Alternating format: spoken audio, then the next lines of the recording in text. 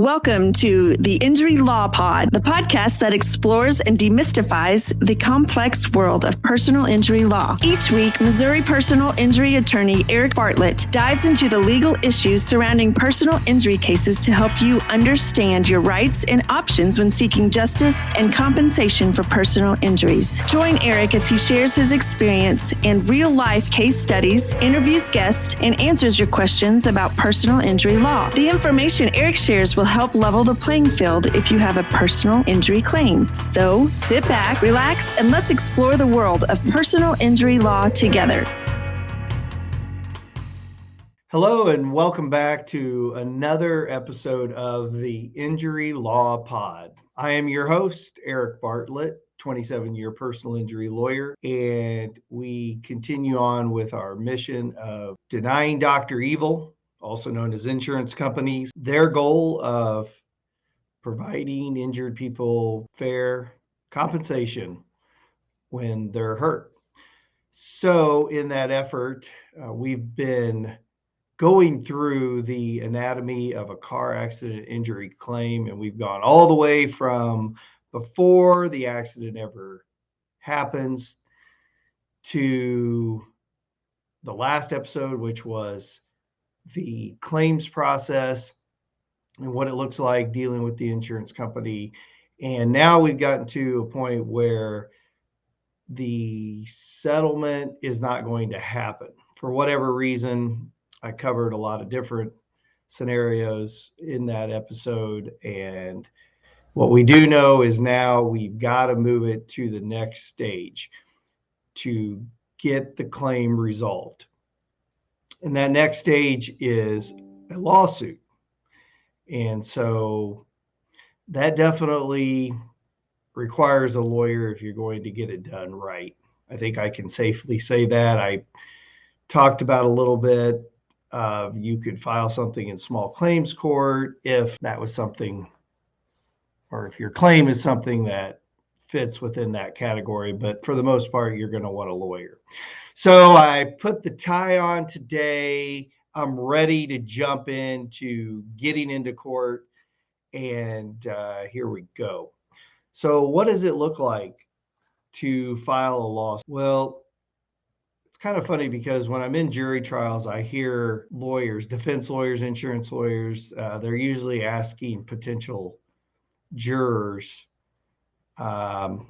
questions about whether they're just going to automatically believe whatever the injured person says. And one of the ways they do that is they like to have a little statement about, do you know it just takes a piece of paper filed with the court to get a lawsuit going? And that's sort of true, but it takes usually several pieces of paper, and it does take some money. You have to pay some filing fees, and you have to pay either to have the sheriff serve the legal paperwork, or if you're going to utilize a private process server person, you got to pay them. But everything does start out with paperwork. And what happens is we, as the people making the claim, prepare what's called a petition for damages. And that petition for damages lays out the allegations that we have against the person or persons or businesses or whatever that might look like, that we allege caused our client an injury and why we think they're responsible for those injuries. And you get that filed with the court, and then the process starts from there. And the process begins by the court getting everything on file, getting a judge assigned to the case, and then also they issue a summons. And the summons is what goes with that petition for damages, and that has to get personally served on the people getting sued, which is only fair, right?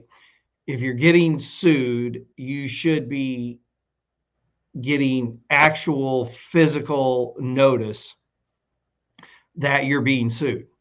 So it would not be fair if it was just required that you put something in a newspaper or some other way that's not personal service. Because once you're getting sued, you need to have the right to defend yourself. So what happens is basically either the sheriff or a private process server gets the summons and gets that paperwork, and they go out. And sometimes it's hard to find a defendant. Sometimes they've moved. Um, there's a lot of reasons that it can become difficult to track down a defendant, but assuming they haven't moved, or assuming we've done our work to track them down, we get the actual paperwork in the defendant's hands.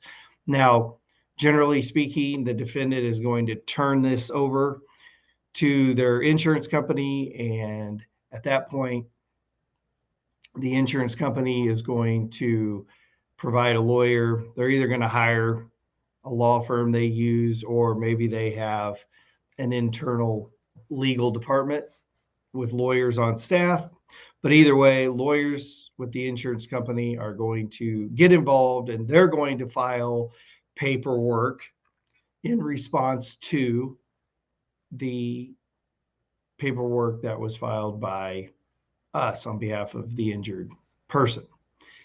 And once all of that happens and everybody's in the lawsuit, and again, this could take some time, because if you're trying to track people down, sometimes you bring an action against somebody, that person or that business thinks somebody else is responsible. So now they want to go and they want to get somebody else sued. And then more time goes by while they're doing that. But once all the dust settles, everybody's in the lawsuit. Really, one of the biggest first things that we personally do is we get a trial date. And the reason that's important is because that sort of acts as a deadline to this whole thing. So the trial date is just that. You're going to go to the court, ask them for a date that a jury can hear your case. And the problem is with the court system, generally speaking, let's say you go there early on in the lawsuit, well, you're generally looking at about a year later for a court date. And so if you wait and you kind of go through the various steps of the lawsuit, and then you ask for a trial date, well, now let's say you've gone 6 months, 9 months down the way doing the things that are required in a lawsuit that we're going to talk about here, and then you ask for a trial date, well, now you just delayed it even that much further. Now, in some of your smaller rural counties, at least here in Missouri, they won't let you ask for a trial date until you're kind of all done with all the stuff that goes into the lawsuit process. But generally speaking, when you go there and ask for a trial date, then it's a much quicker turnaround, because that's how they're operating. So they're kind of ready to go, and they don't have as big of dockets, as many cases pending. Here, say in Kansas City or St. Louis, or these bigger cities, there's a lot going on, as you might imagine. There's a lot of cases, so there's just a big line of people waiting to get their day in court. So something to keep in mind is, again, if you don't utilize a lawyer that it's their primary practice for injury law, they can certainly, again, these can fall by the wayside, because maybe they don't realize that they need to be getting on top of the ball early on, getting that trial date. And that way they're not essentially wasting time. Um, or the other problem I kind of talked about in previous episodes, which is unfortunately there's a lot of other things grabbing their attention. So the injury claim that is now work and a process that can kind of get pushed to the side and delay can happen, unnecessary delay. So just keep that in mind that, um, generally speaking, you want your lawyer going up and getting that trial date so that there's a deadline in place. Because at the end of the day, the deadline is what gets the insurance companies to really pay attention. They know that if this thing isn't resolved on their own between the parties, then it's going to go in front of a jury. And, if this is a solid case and there's concern there on the part of the insurance company that, they may have a bad day in front of a jury, they're going to work to get it done before it ever gets in front of a jury. And that's why, the vast majority of our cases settle before they go to court. We work them up well. We work them up to get in front of a jury. But by doing so, then that puts a lot of pressure on the insurance company to finally get a fair offer on the table and get the claim resolved. So, other things that go on during a lawsuit. So, there's a process called discovery. And the discovery process has a couple different components to it.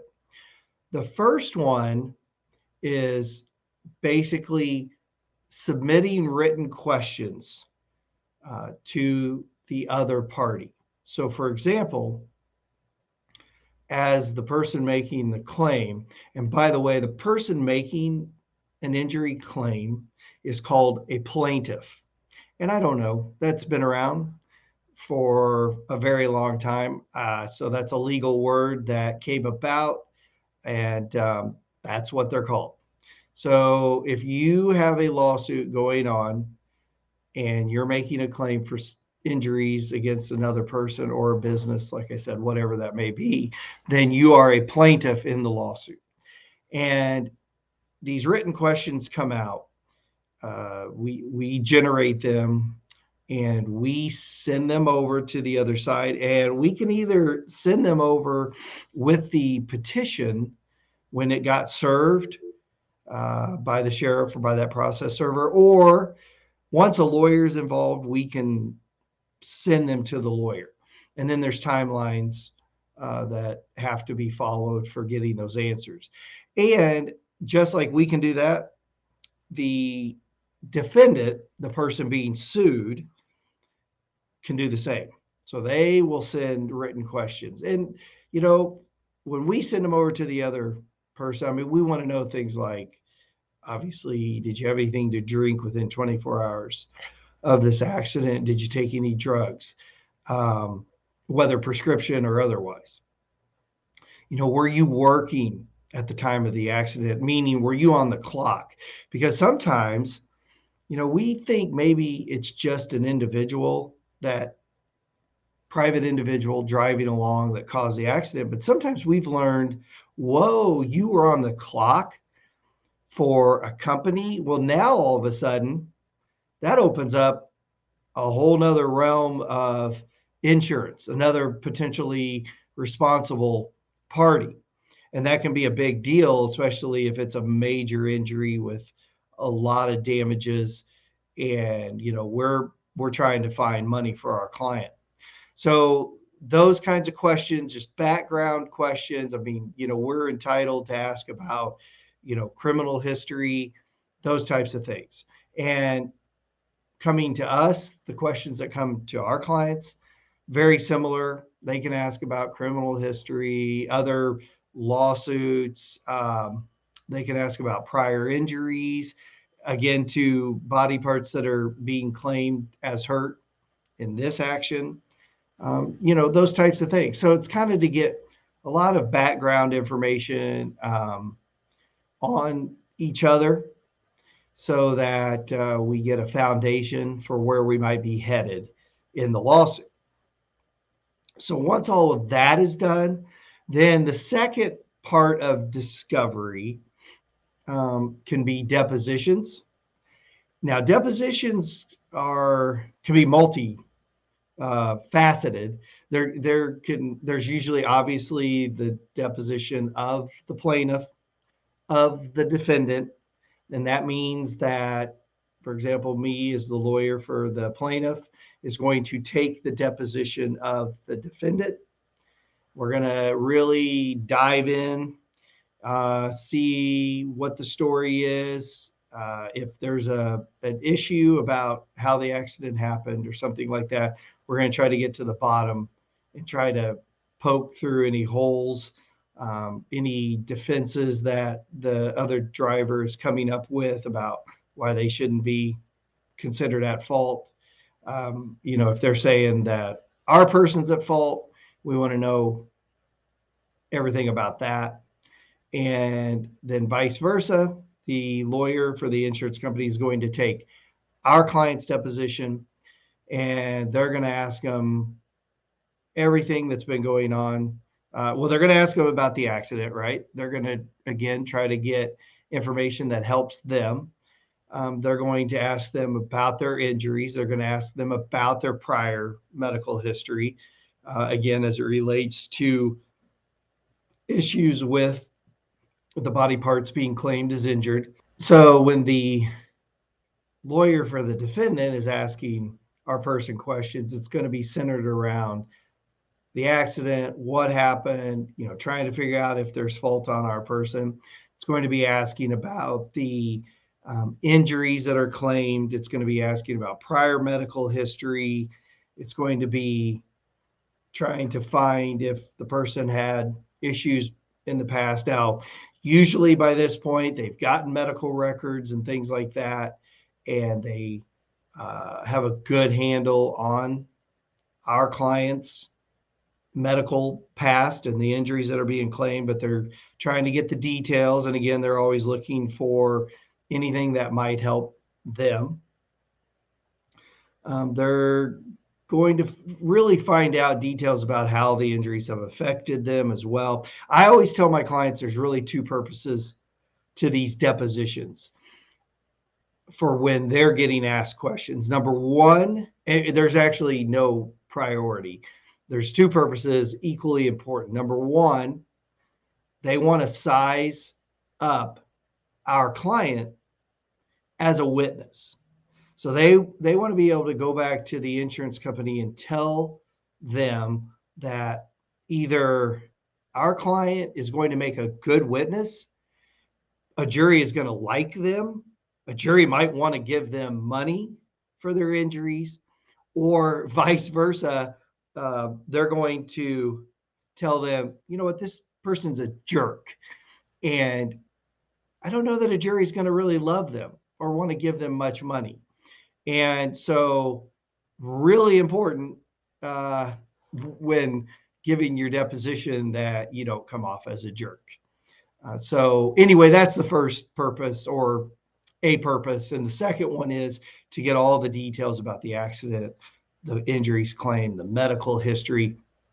And again, the defense lawyer is looking for all the things that can help them if they have to go try the case for the jury. And obviously the insurance company wants them to get everything they can so that they don't have to pay as much as we want them to pay. So those are depositions. The other thing, deposition-wise, is what if there's witnesses to the accident, right? Well, we're going to round them up. We're going to take their depositions.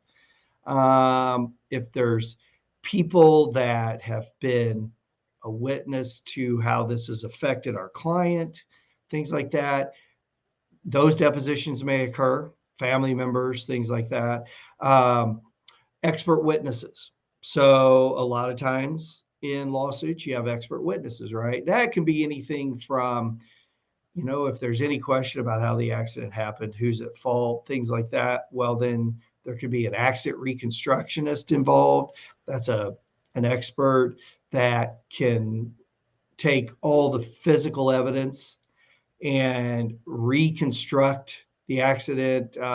Again, we talked about the black box that's in vehicles. So if there's black box data, they can utilize that to figure out, speeds and how the speeds affected things.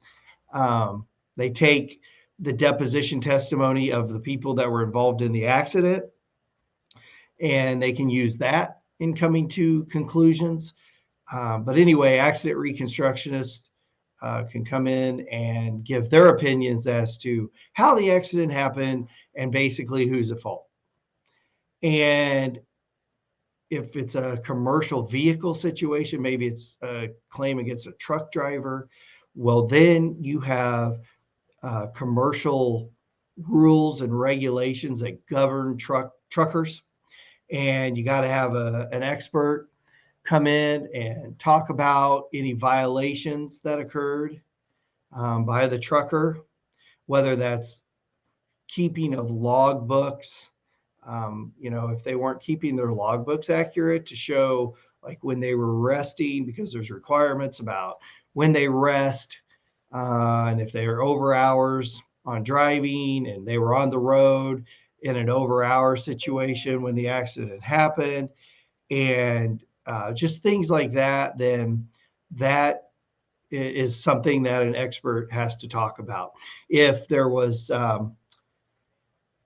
policies, procedures by the company, they didn't adhere to them, and that led to a problem with the driver, and that played into how all of this unfolded and the accident happening. Again, that's where that expert would come into play. You've got to have an expert witness on that.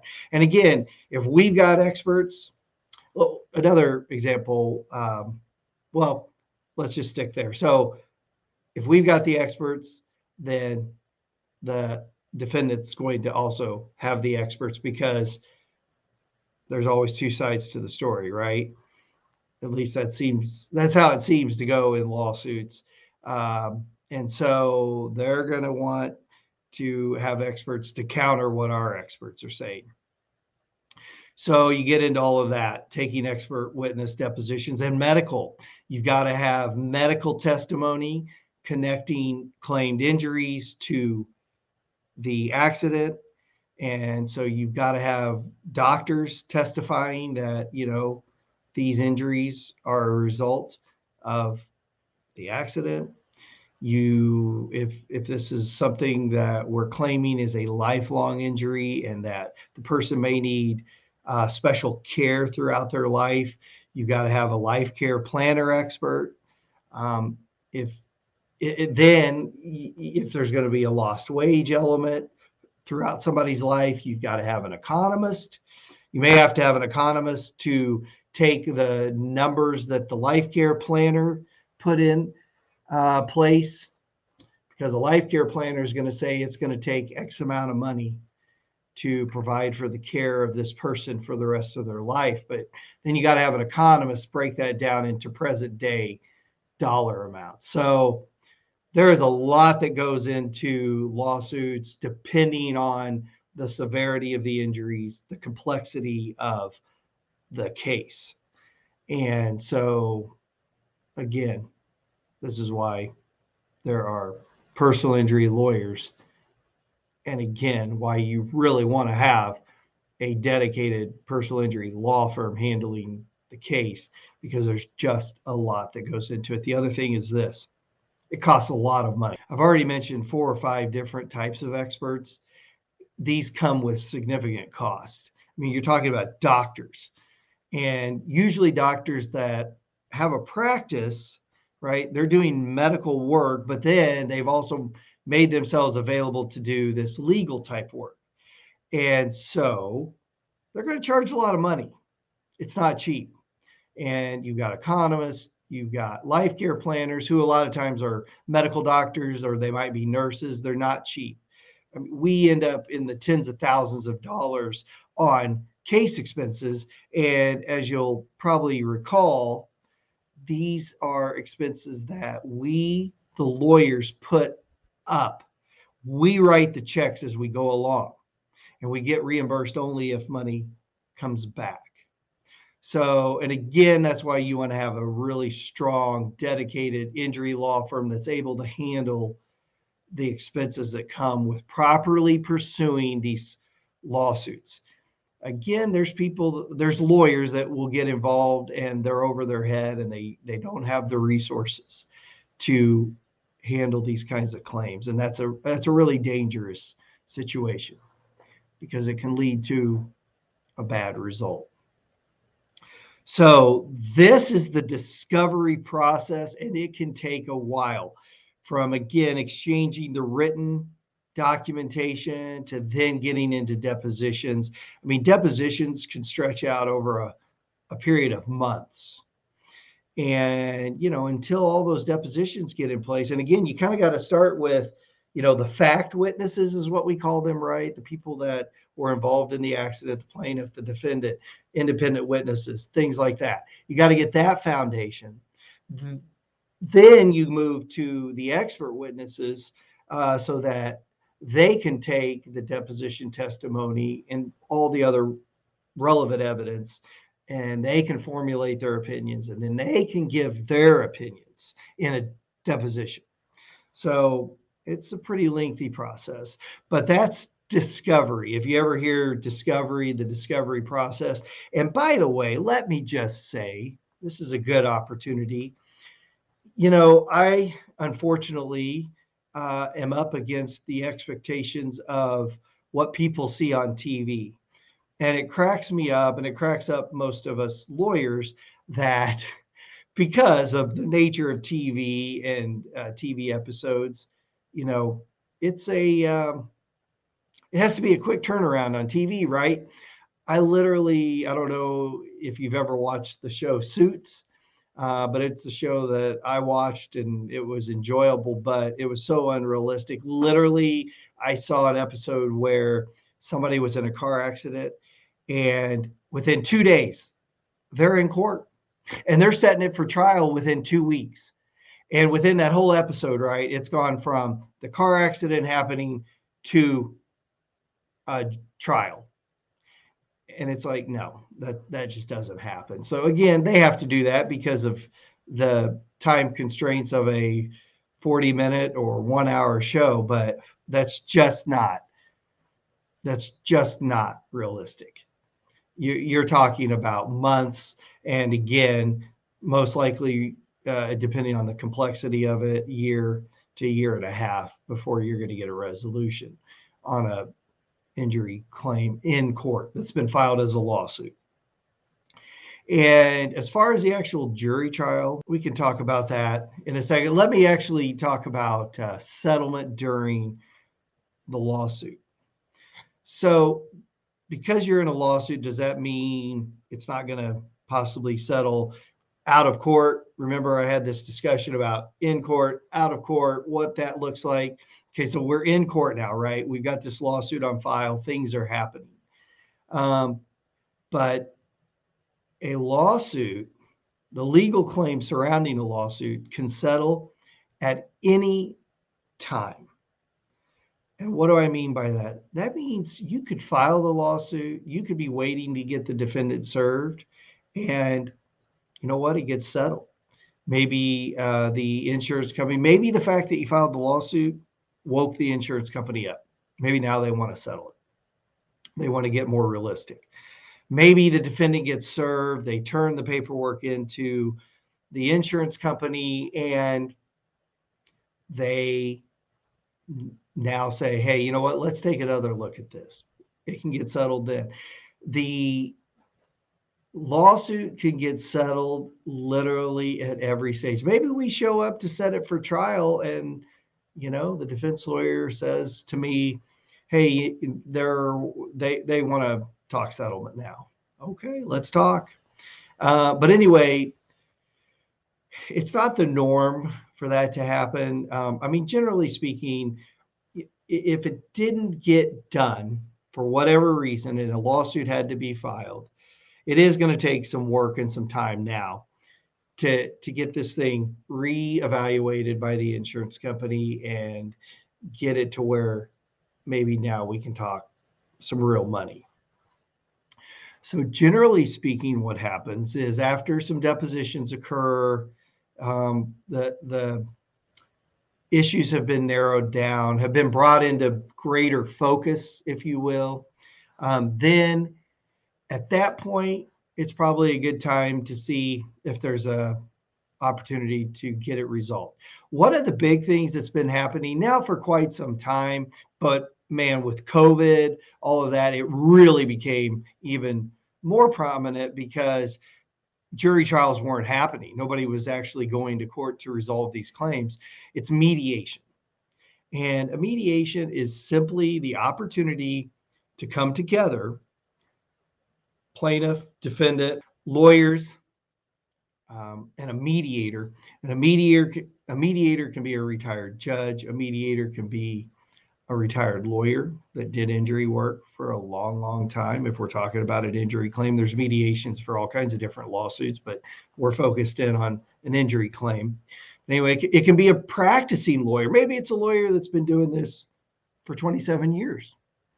And people know that lawyer has a good reputation, knows what they're talking about, and they want to hire them to try to bring the case to a settlement. So a mediation provides a great opportunity for everybody to focus in for whatever it looks like, 2 hours, 4 hours, 6 hours, 8 hours, 2 days. It just depends, again, how complex it is and how far apart everybody is, but it's an opportunity to come together and try to get a settlement on the claim. And the cool thing about a mediation is that there's nothing binding about it. So you can go do it. You have to pay the mediator. Again, that becomes a case expense that the lawyers put up front. And if and when there's a settlement, they will get reimbursed on that. But they're willing to pay the mediator to try to get it resolved. And usually it's split. Usually the mediator's fee is split between all the parties. So if it's a plaintiff and defendant, then those two are splitting it equally. If there's multiple parties, they're splitting it equally. But yeah, it's a great opportunity for everybody to come together, sit down, and try to get this resolved. And it's not binding. So let's say that it just doesn't get done, and one party's at one number, the other party's at another number. Everybody can walk away and keep pushing down the road for their eventual day in court. But mediations are a really, really big thing at this point, and we find them useful. It's so much more efficient if you can get it done at a mediation. I could do a whole episode on mediations, and maybe I will. But there's a lot of benefit to it because you're avoiding a whole lot more time and expense and the uncertainty, right, that goes with a jury trial. We always talk about a jury trial is like, it's kind of like going to the boats, because you're rolling the dice, so to speak, because you are putting your legal case in the hands of 12 people that they're going to do their best job. I've tried a lot of trials in front of juries, and juries take their job seriously. It's so funny because, right, everybody's always like, oh, jury duty. But once they get in there, I think they enjoy it for the most part. And, they take the job seriously, and they listen, and, they try to render a fair result. But the problem is nobody knows what that's going to look like. And so it's rolling the dice, and it's taking a lot of risk. And so if you can get something done sooner rather than later, and again, a mediation is a great opportunity for that. That's the benefit of that. So that's one way you can settle before you ever get in front of a jury. The other thing is an arbitration. Now, arbitrations, and again, could be a whole nother podcast, and maybe it will, because arbitrations have a lot of downsides. So a lot of companies, you don't even realize when you're using their service or their product. Part of the agreement, you know how you get the terms of service that you don't read, you just scroll to the bottom, hit agree, go on, so that you can get to using the service or the product. In there, they basically put a forced arbitration clause. So basically, if you have an issue, say something, whatever it is, the service you're using, the product you're using, it causes you harm, well, you have to utilize an arbitration process, not a jury process. And defendants like that better because arbitrators are usually going to be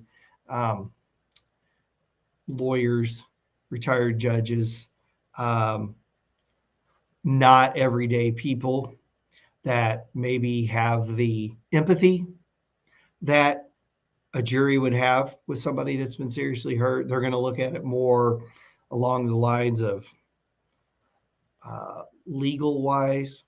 And so there's just a lot of downsides to arbitration, but arbitration is certainly another way that cases get resolved. And an arbitration is binding. There is non-binding arbitration, but most of the time, especially if it's forced on you, it's a binding arbitration, meaning whatever the arbitrators decide, you're stuck with it. So that is another way that these cases get resolved. But finally, when all of this has come to conclusion, and if it hasn't gotten settled, whether it's on your own, whether it's through a mediation, whatever, then you're going to a jury trial. And a jury trial for an accident can look like probably a 2-day event minimum, because usually there's quite a bit of time involved in picking the jury. So usually like 45 people are brought in, and from that, it's whittled down to the 12 that are going to decide the case.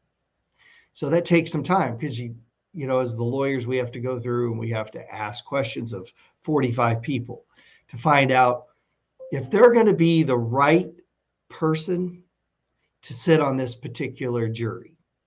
Okay, that's what it comes down to. And that involves whether they hold any preconceived opinions that's going to affect their ability to simply listen to the evidence in this case and render a verdict simply on the evidence in this case. Everybody's got opinions, right? Everybody's got ideas. But if their opinions or their ideas are going to affect their judgment on this particular case, and they'll admit to it, then they're not a good fit for this jury. So anyway, that takes a while. So generally minimum 2 days for a jury trial. Again, if it's just a simple, you know, person against person, and that's how this is breaking down, then you know, spend half a day picking a jury. Then you got opening statements, and then you start putting on evidence, and then you got closing statements, and then the jury gets it, and then they make a decision. It can go for weeks. You know, if somebody was killed, if there's lots of experts, or if somebody was paralyzed or whatever, right? If it's a really big injury or death, something like that, it can go for weeks. It can, I mean, there's going to be experts scheduled out. I mean, there's depositions of multiple different, depositions. There's going to be testimony. So testimony in court at that point of witnesses, and there's just a lot that goes into it. So you could be looking at 2 weeks, 4 weeks, 6 weeks, or beyond. So again, that's why if there's a good opportunity to get it resolved, it makes sense. But sometimes it just doesn't happen. Sometimes, you know, I like to think that the insurance company is just not fairly valuing the claim. And we're going to keep pushing forward. And we would rather have a jury tell us that we want too much money, apparently, then have the insurance company tell us that. And that's where it falls. We will let a jury decide because we feel like the people we're representing deserve more than that insurance company is offering. So that's it. And then it goes into, once the jury has rendered their verdict, that's actually not the final say, because maybe there were things in the trial that happened and, one party or the other objected, but the judge ruled and let it go on. Well, now, if that party lost, they can take those objections that they made at trial and they can appeal the result to the Court of Appeals. And in theory, if they don't like what the Court of Appeals has to say, they can apply to the Missouri Supreme Court to get a resolution. Now, the Missouri Supreme Court doesn't take everything that comes their way. So, but the Missouri appellate courts do.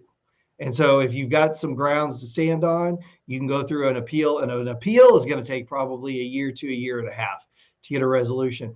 And then worst case scenario is, let's say you got a verdict, let's say you were loving life, and it goes through the appeals process and the appellate court takes the verdict away and says, you got to go retry the case. Oh, you got to go do it again. So, and by the way, you can actually settle the case anytime through the appellate process as well. So maybe you get a big verdict, maybe they're appealing it, but guess what? At this point, you're willing to take less than what you got as the verdict. And the insurance company is willing to pay more now than they were. And it's a good time to get it resolved as well. So anyway, hey, there's the overview of the lawsuit. Next episode, we're going to do kind of a quick wrap up on the anatomy of a car accident injury claim. Again, I hope you're finding all of this information useful. Hope you're enjoying the podcast. And until then, stay safe.